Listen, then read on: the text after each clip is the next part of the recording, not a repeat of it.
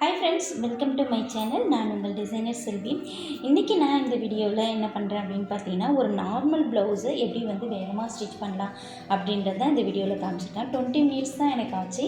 So நான் வீடியோவை எந்த இடத்துலையும் ஸ்கிப் பண்ணாமல் அப்படியே தான் நான் உங்களுக்கு வீடியோவை அப்லோட் பண்ணியிருக்கேன். பாருங்கள். அது மட்டும் இல்லாமல் ப்ளவுஸில் ஃப்ரண்ட் பார்ட்டில் கப் ஷேப் வராமல் எப்படி ஸ்டிச் பண்ணலாம் அப்படின்றதும் உங்கள்கிட்ட நான் காமிச்சிருக்கேன்.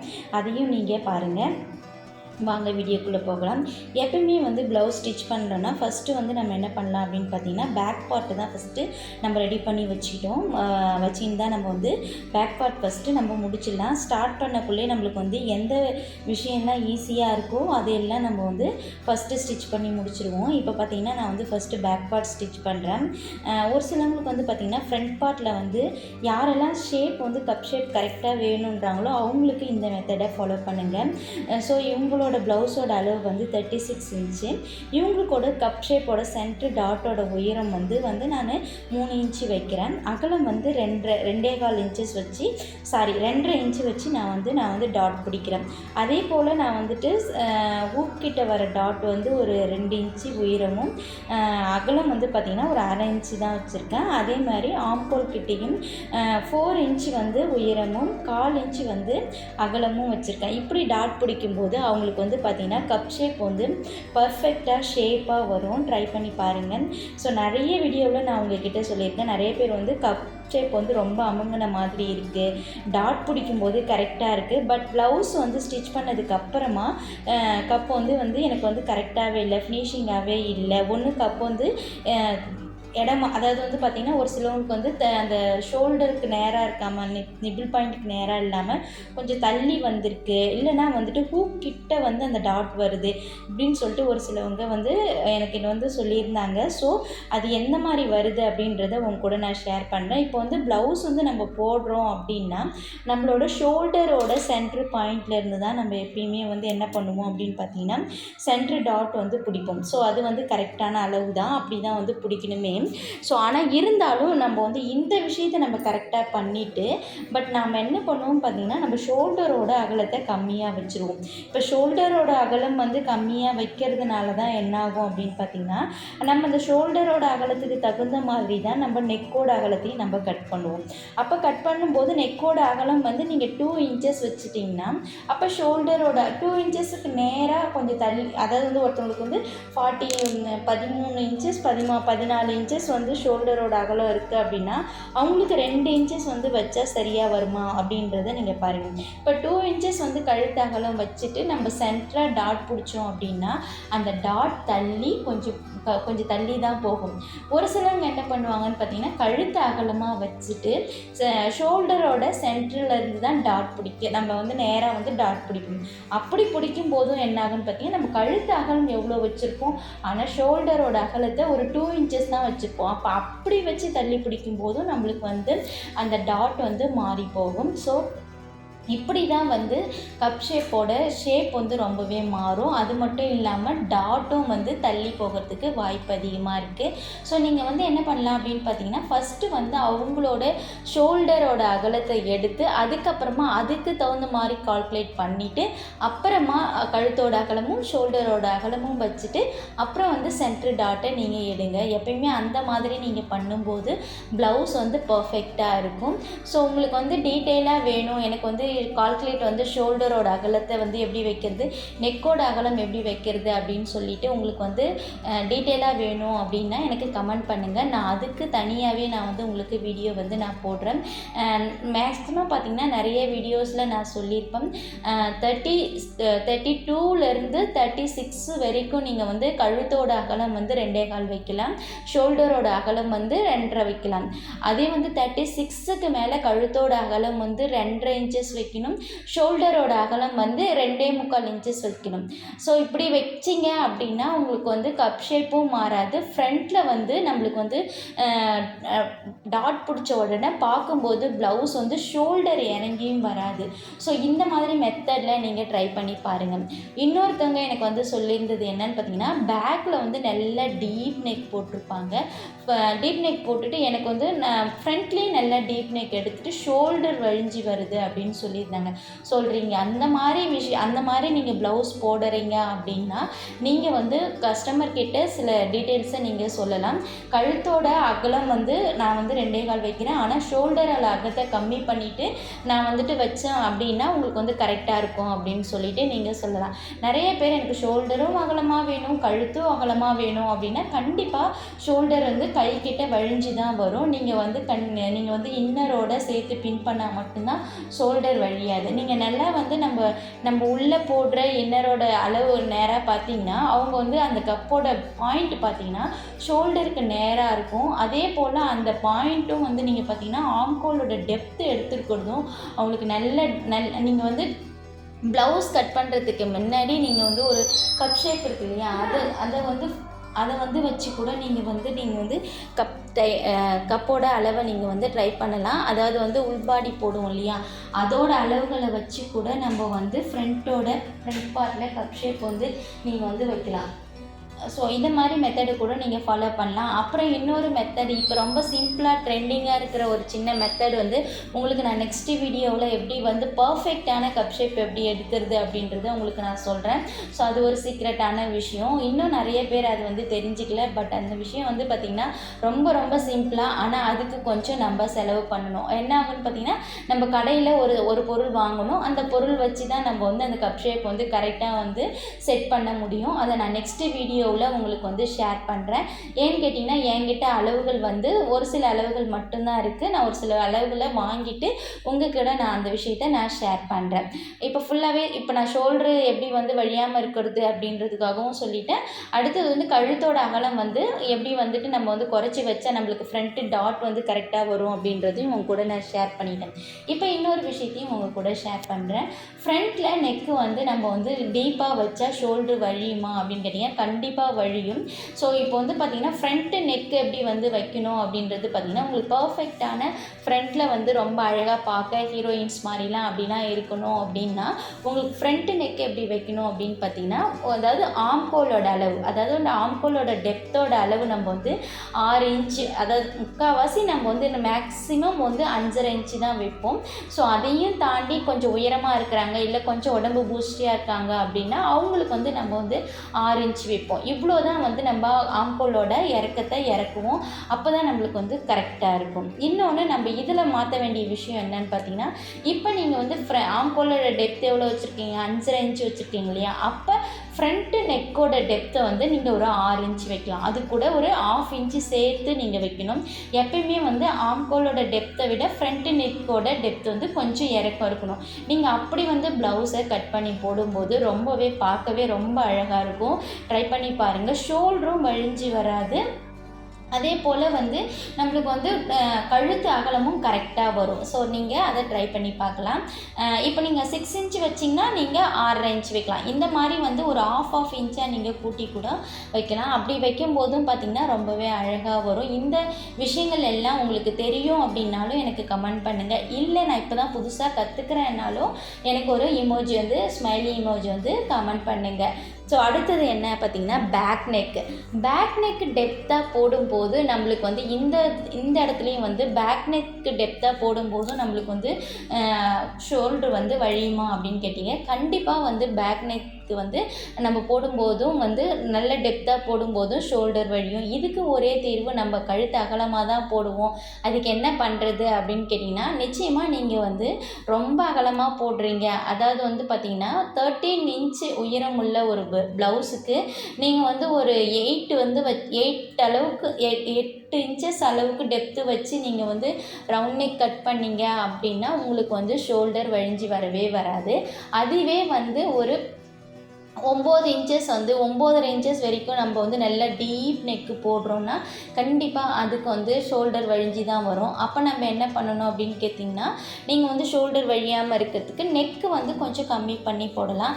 இல்லை அப்படின்னா நாட்டு, அதாவது வந்து பேக் ரோப் வைப்போம் இல்லையா, அந்த ரோப் வச்சு நீங்கள் வந்து ஸ்டிச் பண்ணி போட்டிங்க அப்படின்னாலும் உங்களுக்கு வந்து நிச்சயமாக வந்துட்டு உங்களுக்கு வந்து ஷோல்டர் வழிஞ்சு வராது. இதில் வந்து இன்னொரு விஷயத்தை நான் வந்து உங்கள் கூட ஷேர் பண்ணுறேன். இந்த ப்ளவுஸில் பார்த்தீங்கன்னா நான் வந்து பேக்கில் வந்து என்ன பண்ணியிருப்பேன் அப்படின்னு பார்த்தீங்கன்னா பேக் டாட் பிடிப்போம் இல்லையா, அந்த டாட் வந்து ஃபுல் ஃபினிஷிங்கும் ப்ளவுஸ் வந்து ஃபுல் ஃபினிஷிங்கும் ஆனதுக்கு அப்புறமா தான் ஷோல்டர் சென்டர் பண்ணி நான் வந்து டாட் பிடிச்சேன். இது வந்து எனக்கு வந்து கடையில் ஒரு பிரதர் வந்து சொல்லி கொடுத்தாங்க. ஸோ என்னன்னு கேட்டிங்கன்னா ஃபஸ்ட்டே நம்ம வந்து பேக் நெக் தைச்சதுக்கப்புறமா நம்ம வந்து பேக் டாட் பிடிச்சிட்டோம் அப்படின்னா நம்ம வந்து கழுத்தை ஏற்றும் போது கண்டிப்பாக நம்மளுக்கு அந்த சென்டர் டாட் மாறி ரவுண்ட் நெக்குக்கெலாம் வந்து கொஞ்சம் ஷேப் வராமல் இருக்கும். நீங்கள் என்ன பண்ணுங்கள், ஃபஸ்ட்டு வந்து ப்ளவுஸை ஃபுல்லாக ஸ்டிச் பண்ணதுக்கு அப்புறமா அளவுகளை மட்டும் மார்க் பண்ணிக்கிட்டு கடைசியாக வந்து பேக்கோட டாட் பிடிங்க அப்படின்னு சொல்லியிருந்தாங்க. ஸோ நான் அந்த மெத்தடில் நான் வந்து இவங்களுக்கு வந்து பிடிச்சிருந்தேன். பார்க்க ரொம்பவே அழகாக இருந்தது. ஸோ இப்போ தான் வந்து ஒரு சில விஷயங்கள் நம்மளுக்கு தெரிஞ்சிருந்தாலும் இன்னும் நிறைய விஷயங்கள் வந்து ப்ளவுஸ் ஸ்டிச் பண்ணுறதுல இருக்குது அப்படின்றது வந்து ஒரு பேசும்போதோ இல்லை கற்றுக்கும் போதோ தான் தெரியுது. அந்த மாதிரி தான் நானும் வந்து எனக்கு தெரிஞ்ச ஒரு விஷயத்தை உங்கள் கூட ஷேர் பண்ணிக்கிறதுல சந்தோஷப்படுறேன். ஸோ இப்போ ஃபுல்லாகவே வந்து ப்ளவுஸ் ஃபுல்லாகவே நான் வந்து ஃபினிஷிங் பண்ணி முடிச்சிட்டேன். இப்போ நெக் வந்து பயாஸ் பீஸ் வச்சு ஏற்றுறேன். இப்போ நான் பயாஸ் பீஸ் வச்சு நான் வந்து தைக்கும்போது 1 இன்ச்சு தான் நான் வந்து பயாஸ் பீஸ் வச்சு நான் வந்து ஸ்டிச் பண்ணுறேன். உங்களுக்கு வந்து நல்லாவே தெரியும். இந்த ப்ளவுஸ் தைக்கிறதுக்கு எனக்கு 20 மினிட்ஸ் தான் ஆச்சு. அந்த 20 மினிட்ஸ் ப்ளவுஸ் தைக்கிறதுக்கு எனக்கு வேறு எந்த ஒரு டிஸ்டர்பன்ஸும் இல்லாமல் தைக்கணும் அப்படின்னா 20 மினிட்ஸ்லேயே நான் ப்ளவுஸ் தைச்சி முடிச்சிட்டேன். ஸோ ஃபுல்லாக முடிச்சதுக்கப்புறமா இந்த ப்ளவுஸ்க்கு வந்து ஹெம்மிங்கு அண்டு வந்துட்டு பார்த்திங்கன்னா ஹெம்மிங் வராமல் மடித்து தைச்சிட்டேன். கைக்கிட்ட மட்டும்தான் ஹெம்மிங்கு. இது வந்து பார்த்திங்கன்னா 10 இன்ச்சஸ் உயரம் உள்ள அளவுள்ள கை ஸ்லீவோட ப்ளவுஸு. ஸோ இப்படி தைக்கும்போது இவங்களுக்கு இந்த இடத்த வந்து கையில் வந்து நம்மளுக்கு வந்து ஹெம்மிங் வேணுமா அப்படின்னு கேட்டிங்கன்னா கண்டிப்பாக ஹெம்மிங் வேணும். அப்போ தான் வந்து அந்த ஹெம்மிங்கும் வந்து நம்மளுக்கு வந்து பைப்பிங்கோ இல்லை வேறு ஏதாவது வச்சுன்னா நம்மளுக்கு சரியே வராது. நிறைய பேர் வந்து 10 இன்ச்சஸ் அளவு உள்ள ப்ளவுஸ் வந்து ஸ்டிச் பண்ணும் போது பைப்பிங் வச்சு ஸ்டிச் பண்ணுறாங்க. ஸோ அப்படி போடும்போது நல்லா தான் இருக்கும். பட் அதுக்கு பதிலாக நீங்கள் வந்து ஹெம்மிங் பண்ணி போட்டிங்கன்னா இன்னமும் ரொம்பவே அழகாக இருக்கும். ட்ரை பண்ணி பார்க்கலாம். ஸோ இது வந்து நான் ஃபுல்லாக முடிச்சிட்டேன். அதே போல் வந்து ப்ளவுஸ் வந்து நம்மளுக்கு வந்து கழுத்து வந்து அகலம் ஆயிடுச்சுன்னா என்ன பண்ணுறது அப்படின்னு சொல்லிட்டு கேட்டிருந்தாங்க. ஸோ கழுத்து வந்து அகலம் ஆயிடுச்சுன்னா என்ன பண்ணலாம் அப்படின்னு பார்த்தீங்கன்னா லைட்டாக வந்து அந்த ஃபஸ்ட்டு வந்து அகலத்தோட இதை வந்து பேக்கில் கை வச்சுட்டு லைட்டாக கழுத்தை மட்டும் சுருக்கிக்கலாம். அது எப்படி வந்து ஸ்டிச் பண்ணுறது அப்படின்றத வந்து உங்களுக்கு நான் அடுத்த வீடியோவில் நான் உங்களுக்கு ஷேர் பண்ணுறேன். ஸோ ஃபுல்லாகவே வந்து நான் வந்து நெக்கு வந்துட்டு நான் வந்து இவங்களுக்கு வந்து கரெக்டான அளவாக இருந்தது. அதனால் இவங்களுக்கு வந்து எந்த ஒரு பிரச்சனையும் வராது. ஸோ இன்னொரு சிஸ்டர் வந்து கேட்டிருந்தாங்க, நார்மல் ப்ளவுஸு பைப்பிங் வச்சு போட்டு அழகாக இருக்குமா இல்லை வந்துட்டு லைனிங் ப்ளவுஸில் பைப்பிங் வச்சு போட்டு நல்லா இருக்குமா அப்படின்னு சொல்லிட்டு. ஸோ ஒரு விஷயம் மட்டும் சொல்லிக்கிறேன், இப்போ ஒரு 10 இயர்ஸாக தாங்க நம்ம வந்து லைனிங் ப்ளவுஸ்லாம் நான் வந்து தைச்சிட்ருக்கோம். அதுக்கு முன்னாடிலாம் பார்த்திங்கன்னா நார்மலான 2x2 ப்ளவுஸ் தான் ஸ்டிச் பண்ணியிருப்பாங்க. அதிலே பார்த்திங்கன்னா ரொம்பவே அழகாக வந்து பைப்பிங் வச்சு தான் போட்டிருப்பாங்க. அப்போதைய பைப்பிங் பார்த்திங்கன்னா நல்லா வந்து அப்போலாம் ரோப்லாம் இல்லாமலே துணியிலேயே வச்சு நம்மளுக்கு வந்து பைப்பிங் வச்சுருப்பாங்க. அதுவே பார்க்குறதுக்கு நல்லா உருட்டு நல்லா திரண்டு வர பைப்பிங் மாதிரி இருக்கும். நல்லாவே அவங்க வந்து எப்படி வந்து ஸ்டிச் பண்ணாங்க அப்படின்றத உங்களுக்கு வந்து நான் வந்து உங்களுக்கு இந்த வீடியோவில் லிங்க்கில் வந்து வைக்கிறேன், இல்லை கார்டில் கூட வைக்கிறேன், அந்த உருட்டு பைப்பிங் எப்படி வந்து ஸ்டிச் பண்ணுறதுன்றது. ஸோ பைப்பிங்லேயே நிறைய டிஃப்ரெண்ட்டான நிறைய மெத்தட் இருக்குது. அதில் 2-3 மெத்தடும் உங்கள் கூட வந்து நான் வீடியோவில் ஷேர் பண்ணியிருக்கேன். ஸோ அதையும் போய் செக் பண்ணி பாருங்கள். நேர் பீஸில் கூட பைப்பிங் வைக்கலாம். ஸோ அதையும் நீங்கள் ட்ரை பண்ணலாம். நேர் பீஸில் வந்து பைப்பிங் வைக்கும்போது பார்த்திங்கன்னா ப்ளவுஸை வந்து லைட்டாக வந்து நம்ம எந்த இடத்துல சுருக்கம் வரணுமோ அந்த இடத்த மட்டும் சுருக்கம் வச்சுட்டு தைச்சிங்க அப்படின்னா கண்டிப்பாக நேர் பீஸ்லேயும் வந்து உங்களுக்கு வந்து பைப்பிங் வந்து ரொம்பவே அழகாக வரும். அதையும் நீங்கள் ட்ரை பண்ணி பாருங்கள். இப்போ நான் வந்து ப்ளவுஸ் ஃபுல்லாக உங்கள் கூட பேசிக்கிட்டே இந்த ஃபினிஷிங் ப்ளவுஸ் வந்து முடிச்சிட்டேன். அடுத்தது இவங்களுக்கு வந்து பேக்கில் வந்து 2 தையல் வர மாதிரி தான் நான் அவங்களுக்கு வந்து ஸ்டிச் பண்ணியிருந்தேன். ஏன் கேட்டிங்கன்னா அவங்க வந்து நெக்கில் பைப்பிங் வேணாம் அப்படின்னு சொல்லிட்டாங்க. என்ன விஷயம் அப்படின்னு பார்த்திங்கன்னா, நம்ம கிட்ட ப்ளவுஸ் கொடுக்குறவங்க எல்லாருமே டெய்லி வந்து ஒர்க்குக்கு போகிறவங்க, அதாவது வந்துட்டு கூலி வேலை செய்வாங்க இல்லையா, அந்த மாதிரி 100 நாள் வேலை இந்த மாதிரி வேலை செய்ய போகிறவங்க தான் நம்ம கூட நம்ம ஏரியாவில் இருக்கிறவங்க கொடுப்பாங்க. ஸோ அப்படி இருக்கும்போது அவங்க வந்து ஹெம்மிங் வச்சு போடும்போது ஒரு சில நாளுக்கு அப்புறம் அந்த ஹெம்மிங் வந்து விட்டு போகுது அப்படின்னு சொல்லிட்டு சொன்னாங்க. அப்படி அதனால் அவங்களுக்கு வந்து ஹெம்மிங் வந்து வைக்காமல் இந்த மாதிரி ஹெம்மிங் வைக்காமல் இந்த மாதிரி ப்ளவுஸை வந்து 2 தையல் போட்டு ஸ்டிச் பண்ணி கொடுத்தோம் அப்படின்னா அவங்களுக்கு ரொம்பவே அந்த அளவுக்கு சீக்கிரத்தில் வந்து அவங்களுக்கு வந்து பேக்கில் வந்து அந்த ஹெம்மிங் வந்து பிச்சுக்கிட்டு வராமல் இருக்கும். ஸோ ரொம்பவே கரெக்டாகவும் இருக்கும். இப்போ வந்து பார்த்திங்கன்னா இன்னொன்று, இவங்களுக்கு வந்து அப் அண்ட் டவுன் வராமல் எப்படி வந்து ப்ளவுஸை ஸ்டிச் பண்ணலாம் அப்படின்றத பார்ப்போம். எப்பயுமே 3 டாட் உங்களுக்கு நான் சொல்லியிருப்பேன். 3 டாட் தான் வந்து உங்களுக்கு வந்து என்னாகும் அப்படின்னு பார்த்தீங்கன்னா நம்மளுக்கு வந்து அப் அண்ட் டவுன் வராமல் வரும். ஆம்கோல் கிட்டே வந்து நம்மளுக்கு லூஸ் வராமல் இருக்கிறதுக்கு நம்ம என்ன பண்ணுவோம், நிறைய பேர் என்ன பண்ணுறாங்க அப்படின்னு பார்த்திங்கன்னா, ப்ளவுஸோட ஃபஸ்ட்டு ஹூக்லேருந்து ஆம்கோல் கிட்ட வர அளவை தான் நம்ம வந்து அளக்குறோம். நீங்கள் அந்த மாதிரி அளக்காமல் கையோட சுற்றளவு எவ்வளோ வருதோ அதை வந்து மார்க் பண்ணி நீங்கள் வந்து ஸ்டிச் பண்ணி பாருங்கள். உங்களுக்கு வந்து பார்த்திங்கன்னா கண்டிப்பாக வந்துட்டு அந்த இடம் ஆம்கோல் வந்து கரெக்டாக ஃபிட்டிங்காக உட்காரும். அடுத்தது என்னன்னு பார்த்திங்கன்னா, அழுத்தி வராமல் ஊக்கு வந்து ஃப்ரண்ட் ஊக்கு வந்து அழுத்தி வராமல் இருக்கும். அடுத்தது நிறைய பேர் வந்து ஆம்கோல் கிட்ட லொட லூஸாக வருது, அதுக்கு என்ன பண்ணலாம் அப்படின்னு கேட்டிங்கன்னா, அந்த மிஸ்டேக் தான் நம்ம பண்ணக்கூடாது. ப்ளவுஸோட ஃப்ரண்ட்டு ஊக்கில் இருந்து நம்ம வந்து ஆம்கோல் கிட்ட வர அளவு வரைக்கும் நம்ம அளந்து நம்ம மார்க் பண்ணக்கூடாது. அதை வந்து நீங்கள் பாருங்கள். இப்போ நான் மறுபடியும் உங்களுக்கு எப்படி வந்து மார்க் பண்ணுறது அப்படின்றத இந்த வீடியோவில் காமிக்கிறேன் பாருங்கள். இப்போ வந்து பார்த்திங்கன்னா நான் ஸ்டிச் பண்ணதுக்கு அப்புறமா அந்த ப்ளவுஸையும் பாருங்கள். உங்களுக்கு அப்படியே பார்க்கும்போதே உங்களுக்கே தெரியும், ரொம்ப ஃபினிஷிங்காகவும் ரொம்ப அழகாகவும் இருக்கும். எனக்கு இந்த மாதிரி ஸ்டிச் பண்ணதுக்கு அப்புறம் தான் ப்ளவுஸை வந்து கஸ்டமர்கிட்ட கொடுக்கும்போது எனக்கு ஒரு திருப்தியாக இருக்கும். ஸோ நம்ம வந்து கரெக்டாக தைச்சிருக்கோன்றது நம்ம மனசுலேயே ஒரு தோணும் இல்லையா, அப்படி இருந்தால் தான் நம்ம வந்து ப்ளவுஸ் வந்து அடுத்தவங்களுக்கு கொடுக்கறதுக்கும் தோணும், அடுத்தவங்களுக்கு ஸ்டிச் பண்ணி கொடுக்கவும் தோணும். இப்போ பார்த்திங்கன்னா இவங்களுக்கு வந்து நான் மறுபடியும் மார்க் பண்ணுறேன். எப்படி மார்க் பண்ணுறேன் பாருங்கள். ஃபஸ்ட்டு வந்து கை மார்க் பண்ணுறேன். இதுதான் வந்து அவங்களுக்கு நம்மளோட சிம்பிள் மெத்தட். அடுத்தது வந்து பார்த்திங்கன்னா கையோட சுற்றளவு மார்க் பண்ணுறேன். இப்போ கையோட சுற்றளவு மார்க் பண்ணதுக்கு அப்புறமா இவங்களுக்கு வந்து ஃப்ரண்ட் பார்ட்டில் இருக்கிற அந்த அளவை மார்க் பண்ணுறேன். அடுத்தது பார்த்திங்கன்னா நீங்கள் நல்லா பாருங்கள், இதுவும் வந்து இந்த மார்க்கிங்கும் ஒரு இம்பார்ட்டண்டான ஒரு மார்க்கிங் தான்.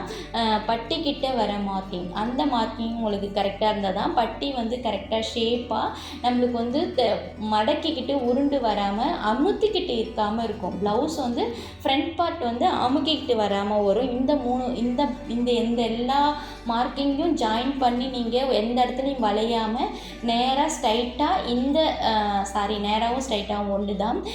எந்த இடத்துலையும் நீங்கள் மார்க்கிங்கை மிஸ் பண்ணாமல் ஜாயின் பண்ணிங்க அப்படின்னா ப்ளவுஸ் வந்து பர்ஃபெக்டாக கரெக்டாக இருக்கும், அப் அண்ட் டவுன் வராமலும் இருக்கும். ஸோ ப்ளவுஸை நான் ஸ்டிச் பண்ணி முடிச்சிட்டேன் பாருங்கள், ரொம்பவே அழகாக இருந்தது. இந்த ப்ளவுஸ் தைக்கிறதுக்கு எனக்கு வந்து 20 மினிட்ஸ் அந்த மாதிரி தான் ஆச்சு. ஸோ ப்ளவுஸ் ஃபுல்லாக முடிச்சிட்டேன். இப்போ பார்த்திங்கன்னா ஒரு 10 நிமிஷத்தில் கொக்கி கட்டிட்டு அண்டு காஜாவும் கட்டிட்டு கைக்கு ஹெம்மிங்கும் பண்ணிட்டேன்னா எனக்கு ஒரு 1/2 hour இல்லை 45 மினிட்ஸில் வந்து எனக்கு வந்து ஒரு ப்ளவுஸ் ஸ்டிச் பண்ண முடிஞ்சிடும். இந்த ப்ளவுஸோட காஸ்ட் எவ்வளோ பார்த்திங்கன்னா, சாதா ப்ளவுஸுக்கு நான் 80 rupees தான் வந்து சார்ஜ் பண்ணுறேன்.